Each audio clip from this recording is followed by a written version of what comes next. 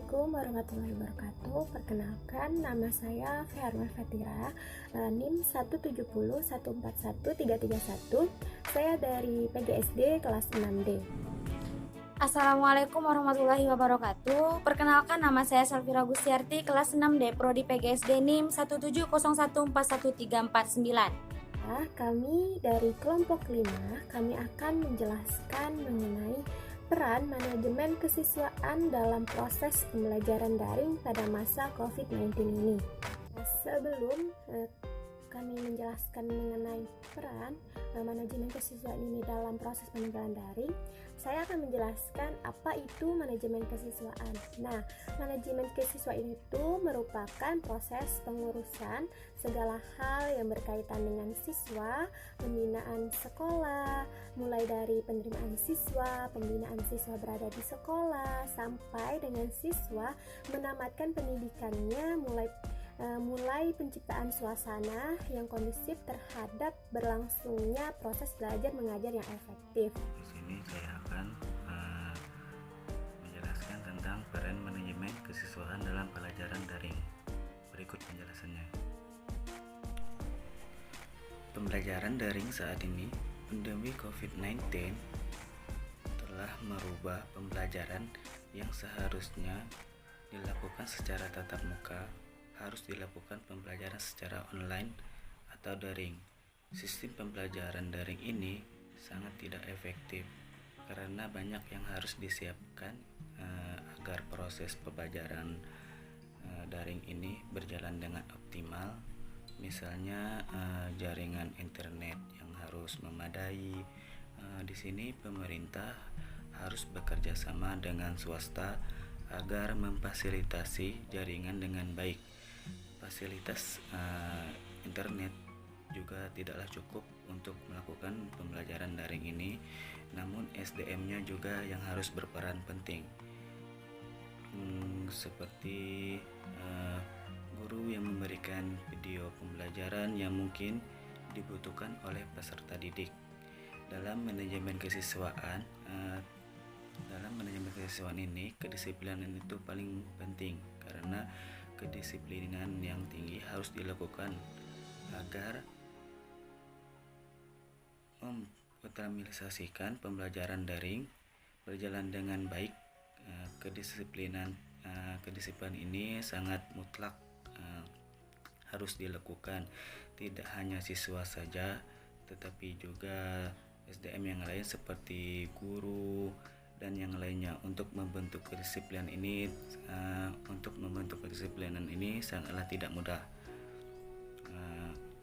khususnya yaitu kedisiplinan yang penting, yaitu kedisiplinan ini tidak hanya kedisiplinan untuk murid saja tetapi juga kedisiplinan semuanya, seperti semua pihak manajemen kesiswaan, seperti kepala sekolah, staf TU maupun orang tua harus ikut serta dalam hal ini. Hal ini bisa dilakukan dengan membuat jadwal yang sistematik, terstruktur, dan simpel agar orang tua dapat mengawasi anaknya.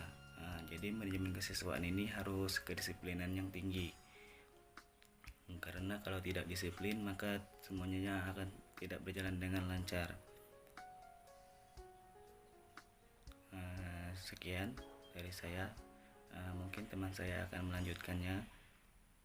Saudara Febrian telah menjelaskan bagaimana peran seorang guru dalam proses pembelajaran daring ini, mulai dari pembuatan video pembelajaran, maksudnya melalui WhatsApp group, Google Form, bisa menggunakan Zoom ataupun menggunakan Classroom. Nah, saya akan menjelaskan bagaimana bimbingan dan penyuluhan dalam manajemen kesiswaan ini menghadapi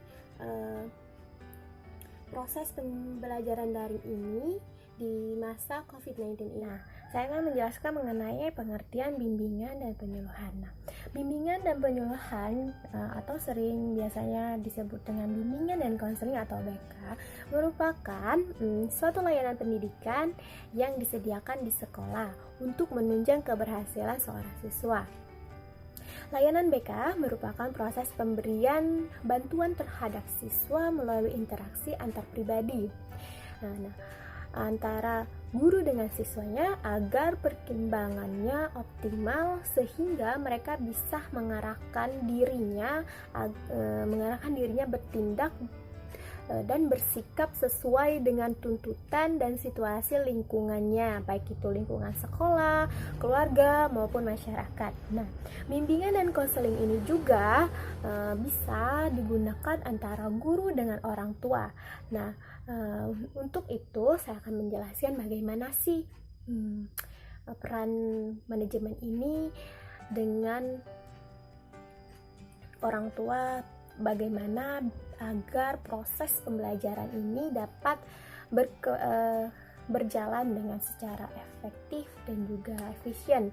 Nah, dengan menggunakan manajemen bimbingan dan penyuluhan ini, guru dapat memberikan arahan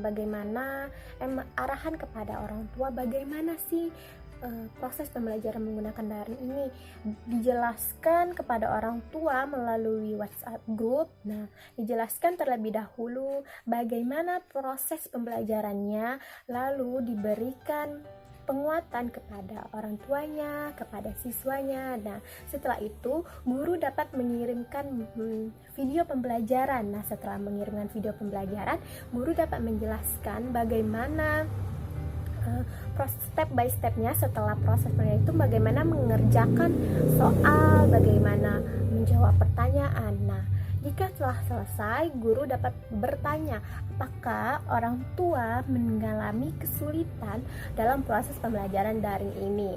Nah, guru bimbingan konseling biasanya itu adalah guru kelasnya masing-masing.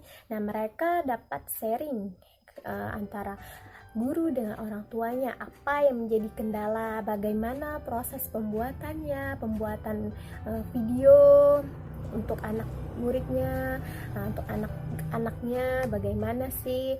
Nah, setelah itu guru memberikan pengertian lagi kepada orang tua jika anak itu harus belajar di rumah, bukan untuk diliburkan. Nah, jadi proses pembelajaran itu dapat berjalan dengan semestinya atau secara efektif dan efisien jikalau guru dan orang tua dapat memahami bagaimana proses pembelajaran daring ini.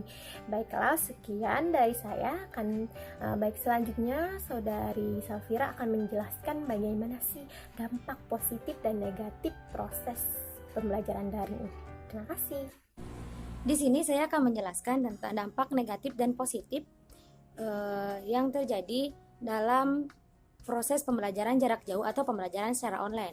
Yang pertama yaitu dampak negatif. Dampak negatif yang pertama yaitu pendidikan jarak jauh atau online banyak memakan waktu dan biaya. Kalau tidak ada biaya, maka pembelajaran akan terganggu. Yang kedua yaitu kurangnya interaksi antara guru dengan siswa atau warga sekolah. Yang ketiga, kurangnya pemahaman siswa terhadap materi pembelajaran. Yang keempat, jaringan yang kurang baik atau kurang mendukung dapat membuat siswa terganggu atau tertinggal materi pembelajaran yang sedang dilaksanakan atau yang sedang dilakukan dalam proses pembelajaran pada pembelajaran jarak jauh atau pembelajaran secara online. Misalnya itu dampak positif dalam pembelajaran jarak jauh atau pembelajaran online. Yang pertama, siswa dengan mudah mendapatkan materi pembelajaran yang sedang dilaksanakan atau yang sedang dilakukan pada kegiatan pembelajaran. Yang kedua, siswa juga dapat belajar dengan bebas tanpa adanya batasan waktu yang telah ditetapkan. Yang ketiga, pembelajaran secara online dapat menyesuaikan dimanapun siswa melakukan pembelajaran dan dimanapun siswa berada. Hanya itu yang dapat saya sampaikan, dampak positif dan negatif yang terjadi dalam proses pembelajaran jarak jauh pada saat ini. Apabila ada salah, saya mohon maaf. Kepada Allah saya mohon ampun. Wabillahi taufiq wal hidayah. Wassalamualaikum warahmatullahi wabarakatuh.